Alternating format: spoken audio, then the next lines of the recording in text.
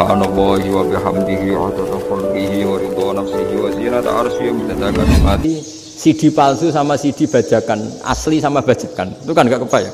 Kalau narkoba mungkin masih ada bau khusus ya, atau mesiu atau bom masih ada bau khusus. Ini enggak, anjing itu dilatih ngecek CD yang asli sama yang palsu. Wah itu kebablas itu pinternya itu. Itu harganya itu 1 miliar lebih, paling mahal. Jadi mungkin bisa deteksi ini dosen betul apa abal-abal itu bisa. Itu kiai betul apa kiai pesanan itu mungkin bisa. Itu saya punya kitab namanya Al Hayawanul Kubro. Itu cerita prestasi-prestasi hewan. Itu yang berkuras-kuras sampai berjilid-jilid. Itu ya cerita anjing. Tidak ada hewan sebaik anjing. Di bab itu ya, di bab sampai ya tadi ada anjing yang sangat loyal sama majikannya. Loyalnya masya Allah, sopannya masya Allah. Anjing itu mbok lama berbakti sama sampean, nggak mau tidur di ruang tidurnya sampean, dia tetap tidur di luar. Corong Jawa nggak ngelama. Suatu saat si raja ini minum, wisata minum. Pas mau minum diterjang sama anjingnya sampai tumpah. Kecewanya raja ini itu karena selama ini anjingnya sopan sekali. Sekedar ganggu di ruangannya nggak pernah, malah ini mau minum minuman yang disukai diterjang anjingnya tumpah. Marah kan anjingnya di mana? Ternyata apa? Minuman itu anjing ini tahu kalau minuman itu beracun, diracuni oleh musuhnya. Itu saking hebatnya anjing sampai ketika ngawal rajanya itu tidak sekedar ada penjahat atau maling, bahkan trik-trik kayak minumannya diracun oleh orang lain itu anjingnya tahu. Sehingga pas mau diminum diterjang sampai terus supaya nggak keminum. Makanya Quran istilahkan anjing itu apa? Wa ma 'allamtum minal jawarihi mukallibin. Hewan piaraan yang kamu ajarin nanti sampai sepinter anjing. Makanya Ashabul Kahfi itu ketika ngajak anjing tadi, beliau tidur, anjing itu tidurnya bil wasit, wakal buhum basitun zira'aihi bil wasit. Jadi dia tidur dalam posisi siaga. Loh coba anjing itu nggak pernah sekolah, karena dia posisi menjaga, tidurnya itu kayak siaga gini, bukan ngorok semadep ke atas terlentang, itu enggak.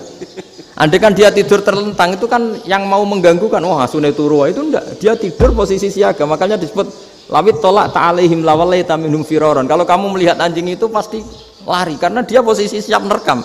Jadi tidur tapi posisi siap merekam. Jadi matanya tetap terbelalak kayak siaga. Padahal itu enggak diperintah, ya dia memang punya nalar untuk itu. Ini disebut wa ma 'allamtum minal jawarihi mukallibin. Dan dalam teori modern juga gitu. Tapi dalam hukum Islam yang dianut mazhab Syafi'i itu anjing tetap najis. Ya sudah najis ya najis, tapi ada mazhab lain yang mengatakan tidak najis. Tapi tidak usah ngrumat anjing, geger nanti kalau rektor kampus punya anjing. Tapi ilmu itu bagus untuk kelangenan kadang. Andai kan tidak ada mazhab Malik, maka kita kesulitan menceritakan Ashabul Kahfi yang hewan piaraannya itu anjing. Tapi misalnya anjing disucikan, kita juga nanti susah menjelaskan hadis Nabi malaikat itu tidak masuk rumah yang di situ ada apa? Anjing. Maka ilmu itu, makanya kata Imam Sa'roni, sebagian ilmu itu memang kelangenan, tapi nggak boleh jadi praktek. Tapi harus ada. Misalnya begini, contoh paling gampang. Api dalam mazhab Syafi'i kan alat pensuci hanya dua, air dan tanah. Ya saya ulang lagi, air dan tanah, yaitu tanah untuk mensucikan najis anjing. Imam Abu Hanifah menambahkan api. Mazhab Syafi'i itu agak kesulitan ketika ada batu bata dibikin dari tanah-tanah yang bercampur kotoran. Mazhab Syafi'i akan kesulitan karena di situ ada najis yang jadi materinya bata. Hukumnya gimana kalau nanti dipakai masjid? Tapi barokahnya ada beberapa mazhab. Abu Hanifah mengatakan dan api.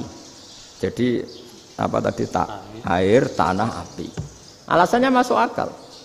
Ketika usatul mukminin, orang-orang mukmin yang ahli maksiat itu sebelum masuk surga, kalau dia dosanya banyak itu dibakar dulu supaya suci. Emas itu untuk memisahkan dengan materi lain juga harus dibakar.